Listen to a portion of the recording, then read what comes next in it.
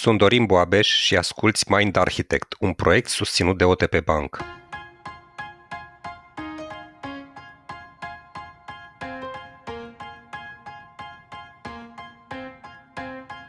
Pofta și impulsul elefantului sunt deseori greu de stăpânit de către domnul călăreț.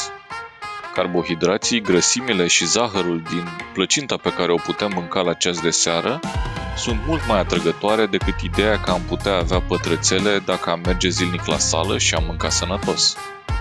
În episodul de azi discutăm despre cum putem sparge obiceiurile negative, care nu ne mai folosesc în prezent, și construi obiceiuri noi, implicând cei doi actori din creierul nostru. Ce mai contează în acest demers sunt și persoanele din jurul nostru. Dacă obiectivele și obiceiurile lor bune ne sunt asemănătoare, atunci șansele cresc de a ne ține elefantul pe drumul cel bun. În acest context, pentru ce credeți că au optat maimuțele într-un experiment atunci când au avut de ales între a primi hrana și a privi un influencer?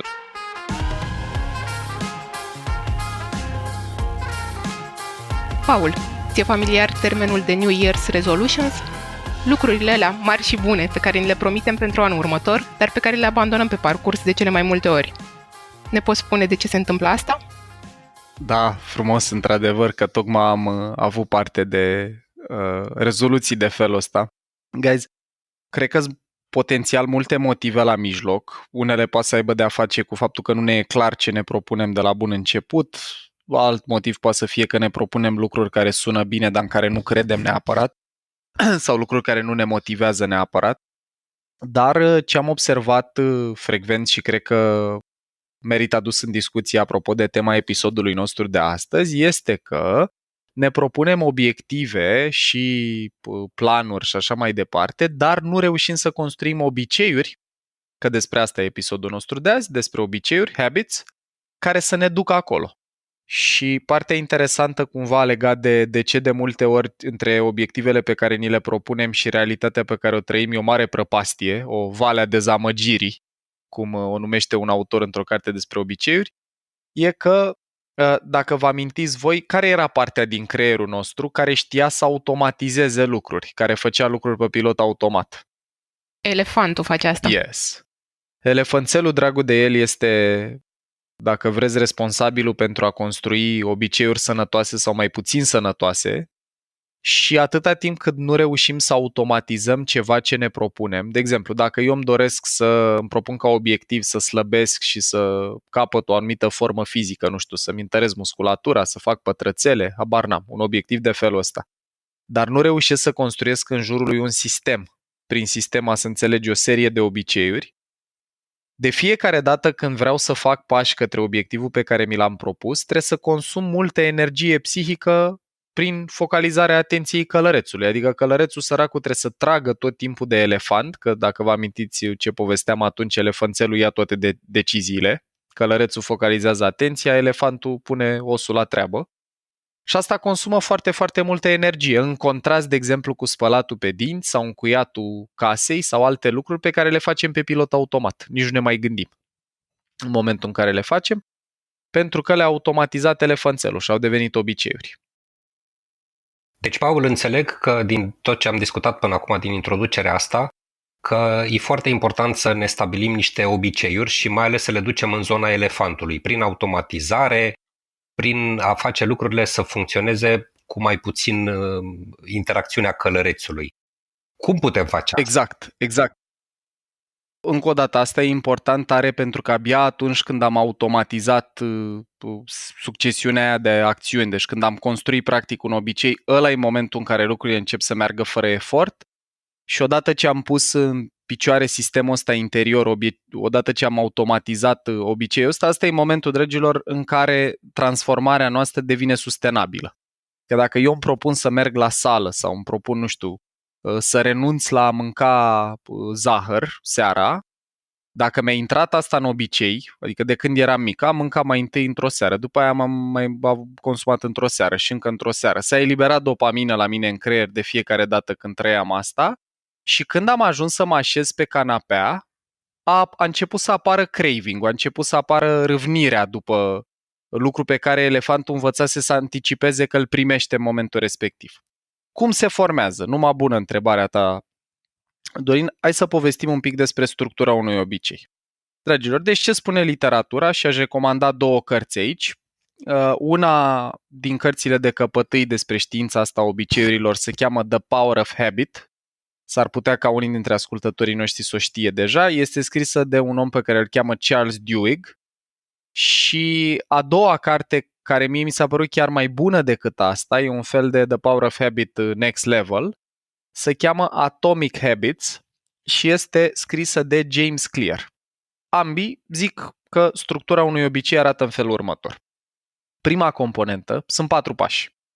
Prima e că apare un declanșator. Declanșatorul poate să fie, de exemplu, momentul în care mă așez pe canapea. După care apare un craving, o râvnire, nu știu dacă am un cuvânt o poftă dacă vreți. Ăsta e pasul 2 și încep să simt nevoia, de pildă, să mănânc ceva. 3 e rutina sau răspunsul, care presupune efectiv să mă duc la frigider să-mi iau un ecler, habar n-am, să-mi iau o felie de pâine cu majun. Și 4, care practic asfaltează neurochimic succesiunea asta de pași, este reward-ul, recompensa. Se eliberează dopamină în creier pentru că mănânc ceva bun pentru supraviețuirea mea. Știți voi că elefantului îi place zahărul și grăsimea. Deci, Q, declanșator, craving, poftă, răspuns sau recompensă, repetiție. Q, craving, response, reward. Asta e succesiunea. Declanșator, poftă, rutină, repetiție. Asta e felul în care ajungem să ne construim obiceiurile. Acum, o să vedeți că foarte multe din lucrurile pe care noi am ajuns să le facem fără efort au ajuns să fie făcute fix din urmarea pașilor ăstora în mod repetat. Și vă amintiți voi de la episodul despre călăreț și elefant că după ce călărețul face o vreme ceva, dacă lucrul respectiv e suficient de simplu, elefantul zice, șeful, lasă-mă pe mine să o fac, eu consum puțină energie și o automatizează. Mergem spre dormitor să ne culcăm seara, trecem pe lângă baie, am învățat că acolo mergem înainte să ne spălăm pe dinți și în momentul ăla totul începe să fie fără efort. Suntem în drum, am intrat, am pus pasta pe periuță, am început să curățăm dinții, apare rutina asta a periajului, după care recompensa e că simțim dinții curați și repetiția lucrurilor este o face să automatizeze. Asta e structura unui obicei. Uite, și eu mi-am făcut de-a lungul timpului obiceiul de a merge la sală și cred că am mers tot pe structura asta, dar fără să-mi dau seama. Și mi-amintesc că inițial mi se părea foarte simplu, însă a fost dificil totuși, adică trebuia să mă trezesc dimineața, mi-amintesc că nu mi-erau familiare aparatele, nu știam cum să-mi dozez efortul, dar în timp, repetând activitatea asta, am reușit să merg de 2-3 ori pe săptămână la sală, să mi se pară totul mai simplu și chiar să mă bucur de starea de bine pe care mi-o dă. Asta cu bucurie e importantă tare, pentru că în esență dacă lipsește partea de recompensă, deci dacă elefantul nostru nu simte ceva bun în relație cu rutina aia executată, cu succesiunea de pași, nu prea o automatizează, deci trebuie să existe componenta asta automat de bucurie. Mersul la sală din episodul nostru despre neurochimicale eliberează și ceva în corpul nostru, în organism. Vă mai amintiți ce? Endorfine. Yes, endorfine. Și atunci există o recompensă implicită acolo. Partea complicată e că mulți oameni nu reușesc să spargă procesul ăsta de a merge la sală în pași simpli și de-aia e nevoie de mult consum de energie, că domnul Călăreț s-a ocupat cu problemele complexe și în ce descrii tu, Anca, partea interesantă la ce ai făcut tu e că ai împărțit-o în pași simpli și ai automatizat pe fiecare dintre ei. Și asta te-a ajutat să simți că tot lucrul ăsta se întâmplă cu mult mai puțin efort. Asta odată și am încercat să nu-mi pun obiective mult prea mari, că inițial vreau să merg de 5 ori pe săptămână și mi-am dat seama că nu e posibil. Și am zis, ok, poate trebuie să mai reduc. Perfect. Nu e posibil ăsta să traducem faptul că elefantul a evaluat acolo că e nevoie de mult prea mult consum de energie și călărețul a recalibrat obiectivul, lucru pe care ți l-ai propus, la ce simțea elefantul că e doable. E un exemplu foarte fain. Dorin are o mânuță Da, ridicată. Ia să voiam vedem. să întreb în cât timp putem discuta că avem un obicei, pentru că, da, și eu mi-am propus să merg la sală și reușesc poate de câteva ori. Dar parcă nu simt că am un obicei în asta față de ce povesteam, că acum ea are un obicei în a merge la sală. Deci, în cât timp pot să zic că parcurgând acești pași, o activitate poate deveni un obicei? Uite, e un moment numai bun și mă folosesc de întrebarea lui Dorin ca să și demitizăm noi o idee. În The Power of Habit, Duhigg spunea că durează cam 21 de zile de repetiție zilnică ca să instalezi un obicei nou. Dragilor, tot ce am lucrat noi în podcast poate cumva să scoată în evidență un lucru interesant și anume că depinde. Și anume, dacă lucru pe care eu încerc să-l automatizez, să-l transform în obicei, urmând succesiunea de 4 pași, declanșator, rutină, recompensă, repetiție, e suficient de simplu, poate să dureze mult mai puțin de atât, că de exemplu obiceiul nostru când am învățat să conducem de a apăsa ambreiajul când schimbăm vitezele, nu cred că a durat 21 de zile de practică continuă. Am învățat asta poate după 3-4 sesiuni și a început elefantul să o facă pe pilot automat. Când vroia să bage într-întâia, să apese ambreiajul, fără să mai participe mintea conștientă, călărețul. Dar dacă vreau să automatizez ceva foarte complex cu mulți pași, cum e mersul la sală, să mă dau jos din pat sau, mă rog, să mă schimb, să mă urc în mașină, să conduc până la sală, să mă dau jos, să intru, asta s-ar putea să dureze un picuț mai mult de atât. Deci, depinde foarte tare de ce ne propunem. Vreau să vă dau și eu un exemplu și după aia microfonul merge la Tudor. Eu am construit un obicei în a asculta cărți sau podcasturi în timp ce conduc, pentru că activitatea asta de training pe mine mă poartă prin toată țara și nu numai, și până alte țări. Și stau foarte mult la volan. Ca să simt că nu pierd timpul respectiv, am început să ascult audiobook-uri acum vreo 6-7 ani. Și mi s-a automatizat impulsul ăsta. Acum când mă urc la volan, dacă știu că urmează să conduc și la 10 de minute, deși într-un drum mai lung în București, fără să mai depun efort conștient, îmi apare cheful, pofta, dacă vreți, de a învăța ceva nou, pentru că în capul meu se eliberează dopamină când învăț lucruri noi. Și în momentul ăla de când m-am urcat în mașină, urcatul în mașină e declanșatorul, aglomerația în trafic sau fie aglomerație, fie un drum liber pe DN1, să zic că merg spre munte, de exemplu. Cum să zic, mă bagă deja în stare un declanșator încă și mai puternic, după care apare rutina de a porni Audible, aplicația prin care ascult cărți, și recompensa că învăț lucruri noi. Și prin repetiție, mie mi s-a automatizat asta de natură că, nu știu, în anii ăștia am, cred că 3 luni de ascultat cărți, asta contorizează, are o statistică aplicație și am câteva luni de zile de ascultare permanentă și niște, nu știu, zeci de cărți parcurse pe an. Și am construit un obicei fără să-mi dau seama, urmând pașii ăștia. Tudor? Doar că n-a durat 21 de zile, a durat 6-7 ani. Glumesc, nu, a durat mai puțin, cu siguranță. Practica, 6-7. Sunt foarte faine exemplele pe care le dați voi, dar am și eu exemplu pe care aș vrea să-l discutăm. Tot pe ciclul ăsta de 4 pași, tot pe Q, craving, response, reward. Deci hai să ne imaginăm următoarea scenă, da? Mergem pe stradă și trecem pe lângă un McDonald's.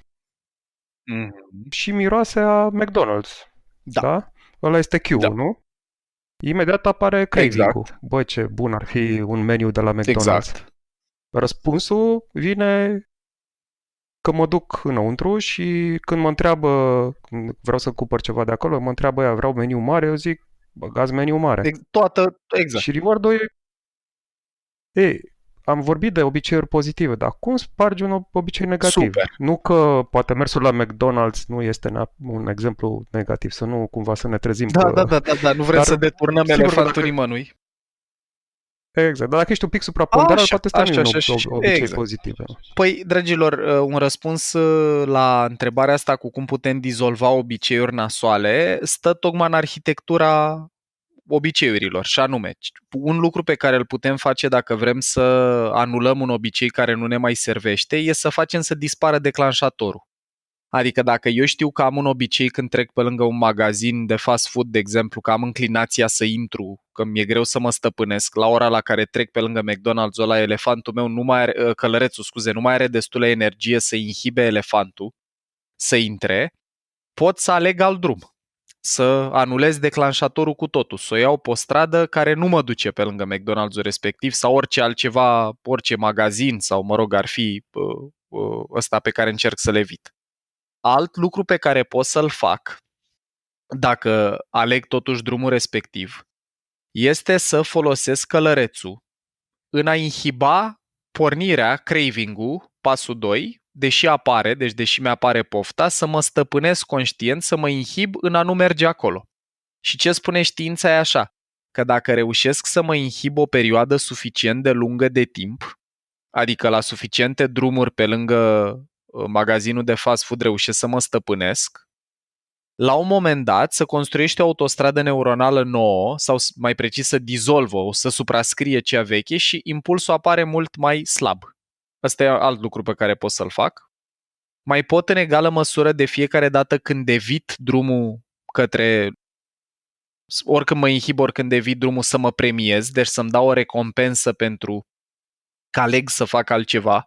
De exemplu, când ajung acasă, nu să-mi fac un fresh de portocale sau ceva care e mai sănătos și ăla e premiul meu că am reușit să fac un lucru pe care mi-l doream și în momentul ăla e întărită și mai puternic înclinația asta de a evita.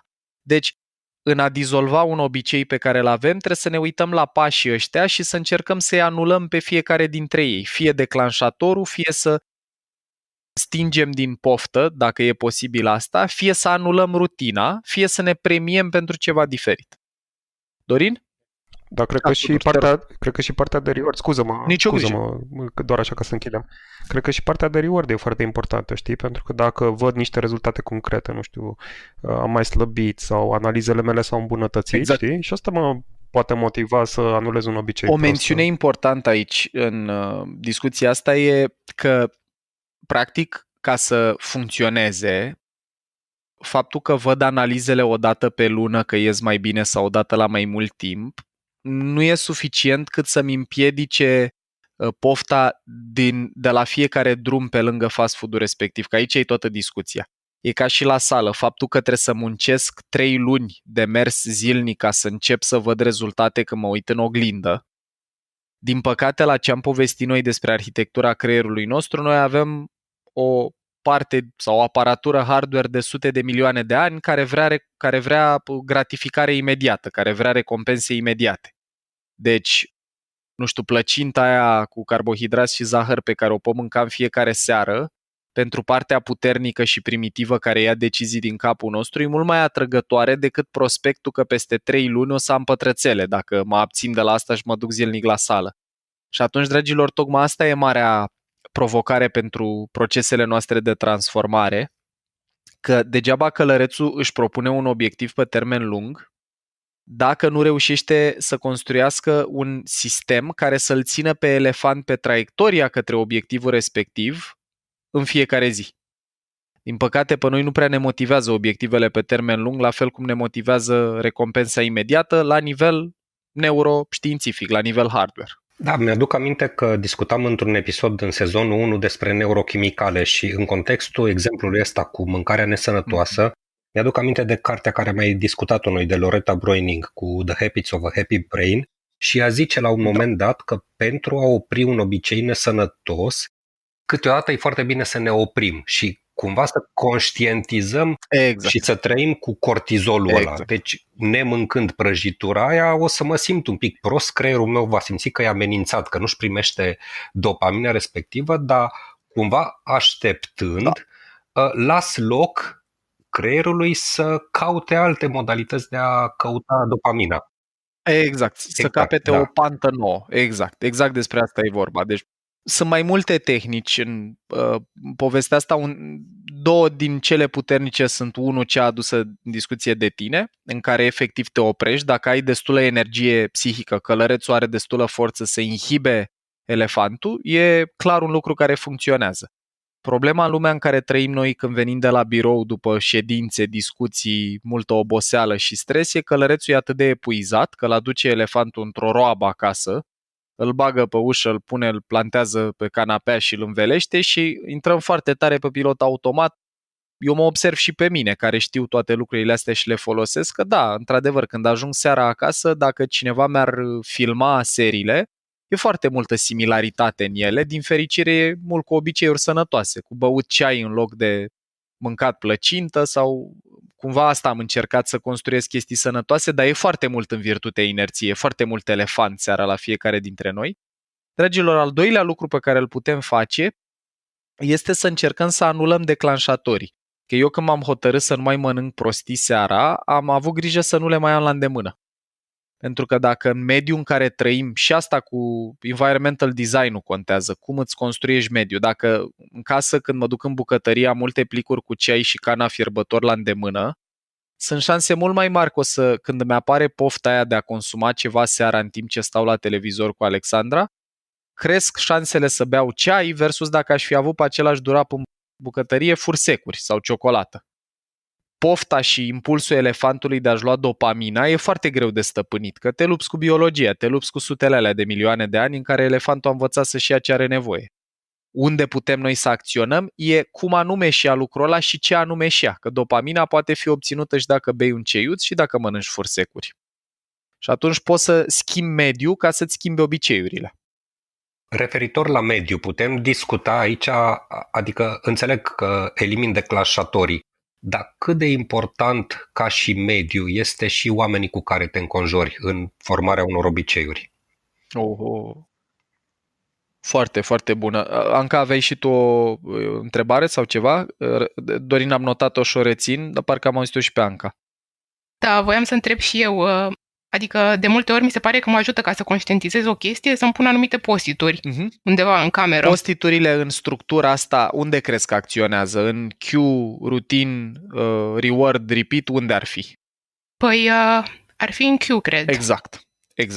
Deci exact cum pliculețul de ceai și cana fierbător e declanșatorul pentru a consuma o băutură sănătoasă, la fel post-it-ul e un reminder, deci practic outsourcezi efortul de a ține minte ce-ți dorești să faci, nu mai trebuie să o faci strict intern cu resursele călărețului și o outsourcezi la post-it-ul pe care îl lipești pe oglindă sau undeva în casă. Și un lucru care poate să ajute pentru că consumi mai puțină energie în efortul de a ajunge acolo.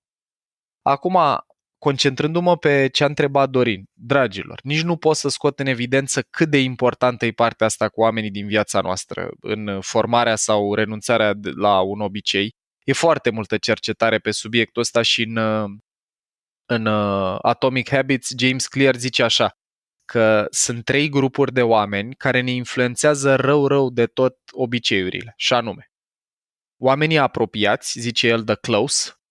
Și de ce sunt importanți? Pentru că în esență sunt oamenii cu care petrecem cel mai mult timp și sunt cei care ne imprimă, dacă vreți, din comportamente și din obiceiuri și nevoi, deci oamenii apropiați. The many, masele de oameni, pentru că în cazul maselor ne dorim acceptare socială. Știți că noi căutăm pe filieră neurochimică să fim acceptați și să simțim că aparținem tribului nostru.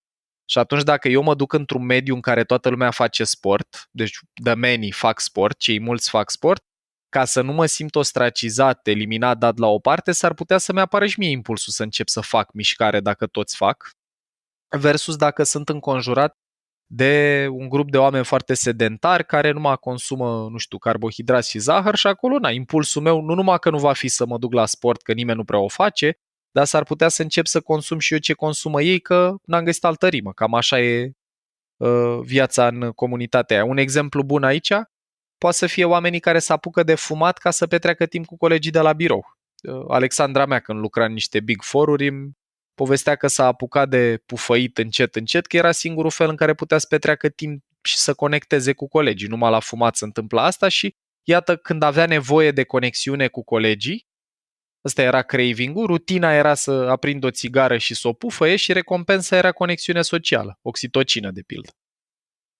Și a treia categorie de oameni care ne influențează tare de tot obiceiurile sunt oamenii puternici sau the powerful, oamenii pe care noi îi privim aspirațional, oamenii asemenea cărora ne-ar plăcea să fim într-o bună zi. De-aia influencerii. Exact, că bine zici. Influencerii. În secolul 21 mergem. Yeah. Exact, și de aia companiile investesc cât ori investi, milioane, sute de milioane worldwide în influencer marketing sau miliarde cât ori fi investind, pentru că dacă eu respect pe cineva care are statut social și mulți followers și nu știu, e aspirațional pentru mine, o să-mi cam doresc să copiez din lifestyle-ul omului eluia. Inconștient se întâmplă asta. E un experiment fascinant cu maimuțele, deci nu se aplică doar nouă, în care maimuțelor le-au fost date două opțiuni. Să apese pe un buton de unde puteau primi recompensă alimentară sau să apese pe un buton în care puteau privi un film cu o maimuță dominantă, cu un mascul alfa, cu practic un membru al tribului lor pe care îl percep puternic, powerful. Și maimuțele alegeau să renunțe la hrană pentru a privi un influencer, masculul alfa. Atât de puternică e înclinația noastră la a copia sau la a ne dori contact cu figuri de autoritate de felul ăsta și de asta, dragilor, citim biografii sau, mă rog, asta e varianta dezirabilă, că privim filme biografice sau citim biografii. Varianta, mă rog, mai puțin intelectuală e că citim Click și Cancan și dacă unul din oamenii pe care noi îi apreciem, nu știu, citește o carte, și eu observ asta la mine, dacă îl respect, mie îmi place Obama, de exemplu, ca persoană, dacă aud că recomand o carte, îmi crește impulsul să încerc să citesc și eu aceeași carte, sau dacă aud că avea o rutină legată de nu știu, un obicei legat de sport, poate să-mi apară și mie același impuls. Aș vrea să facem câteva recomandări ascultătorilor noștri, pentru că ne apropiem de final. Mm-hmm. Eu am reținut așa, din ce ne-ai povestit tu. Progresul nu este liniar, e foarte important angajamentul continuu, de fapt, și repetiția. E singurul fel în care se instalează un obicei nou. Deci cumva e un lucru foarte clar în știința asta a construcției obiceiurilor. Repetiția, dragilor, bate intensitatea. E ca la training. Când vrem să învățăm o abilitate nouă sau să instalăm un obicei nou, frecvența cu care repetăm e mai importantă la nivel neuroștiințific în a automatiza decât intensitatea. Să te uiți 10 minute pe zi, sau hai să o luăm altfel, să faci 10 flotări dimineața când te scoli în fiecare dimineață e mult mai important decât să faci 100 într-o zi și nimic în celelalte. Mm-hmm.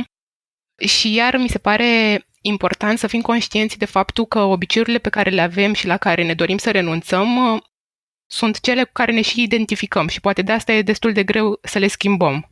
Bun cuvânt ăsta cu care ne identificăm. În aceeași carte, în Atomic Habits, Clear spune că sunt 3 niveluri la care noi putem să avem sau să încercăm să construim obiceiuri. Unul e nivelul de, sau de fapt nu să construim obiceiuri, sunt 3 niveluri când vrei să-ți schimbi un comportament. Primul nivel și ăla pe care îl vezi cel mai frecvent la oameni e nivelul de obiectiv, de outcome. Ce-mi doresc să se întâmple la final? Vreau să slăbesc 10 kg, dar obiectivul ăsta, partea complicată cu el e că presupune efort permanent. Adică eu trag către el și mai are un dezavantaj pe lângă faptul că presupune efort permanent. E că odată ce am ajuns acolo mi-a dispărut steaua polară, mi-a dispărut traiectoria către care tind și s-ar putea să mă trezesc că mă îngraș luna următoare 10 am pus la loc, pentru că odată atins obiectivul mi-a dispărut motivația de a mai face treabă. Al doilea nivel, care e mai profund, e cel al proceselor sau sistemelor. Și aici vorbim despre a implementa efectiv o practică zilnică. Eu îmi doresc să trăiesc sănătos și în sensul ăsta în fiecare zi am grijă ce mănânc și fac mișcare. Că într-o zi am mai multă grijă la dietă, în alta fac mai multă mișcare, într-una fac flotări, în alta fac abdomene, în alta nu știu ce. Dar aici deja vorbim despre un proces pe care l-am implementat în viața mea și ăsta e nivelul la care vorbim despre obiceiuri. Iar al treilea pe care l-ai adus tu în discuție și e cel mai puternic, nu e nici cel al obiectivelor, nu e nici cel al sistemelor sau obiceiurilor, e cel al identității. În momentul în care eu vreau să schimb ceva la mine și am reușit, de pildă, să mă uit la propria mea persoană drept, eu sunt un om atletic sau sunt un om fit, sunt un om într-o stare fizică bună și cred asta despre mine, credința asta mă face să iau decizii, nu doar obiceiuri, vorbim de decizii în general, aliniate cu identitatea mea, cu imaginea mea de sine. Sau dacă eu cred despre mine că sunt un om knowledgeable, cunoscător, impulsul meu de a consuma informație nouă și de a învăța nu mai e un obiectiv, mi-am propus să citesc 10 pagini azi, nici nu e un obicei în fiecare zi citesc 3 pagini înainte să mă culc, a devenit o practică identitară. Adică eu în momentul ăla s-ar putea într-o zi să merg la o conferință să aflu ceva de la un om, după care seara să citesc niște articole, după care, nu știu, parcursul zilei să schimb idei și resurse cu prieteni de la birou. Toate practicile astea contribuie la eu am păstra identitatea sau senzația asta că sunt un om knowledgeable, cunoscător.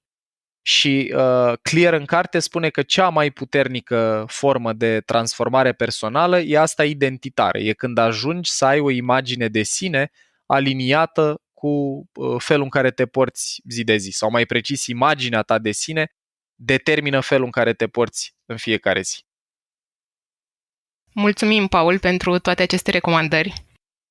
Cu mult drag. În relație cu tema de azi, recomand tare de tot Atomic Habits și The Power of Habit, cărțile astea două, și, dragilor, cumva pentru mine asta a fost marea revelație când am înțeles cât de importante sunt obiceiurile. Dacă vrem să construim transformare pe termen lung la noi, deci dacă vrem transformare sustenabilă, felul în care se face asta este construind rutine sau obiceiuri care să ne ducă acolo, pe care elefanțelul nostru să le facă pe pilot automat. Așa că le doresc tuturor celor care ne ascultă cât mai multe obiceiuri sănătoase și sisteme care să le facă bine, în loc de obiective care să-i frustreze că nu le ating până la finalul anului următor. Mulțumim! Cu mult drag!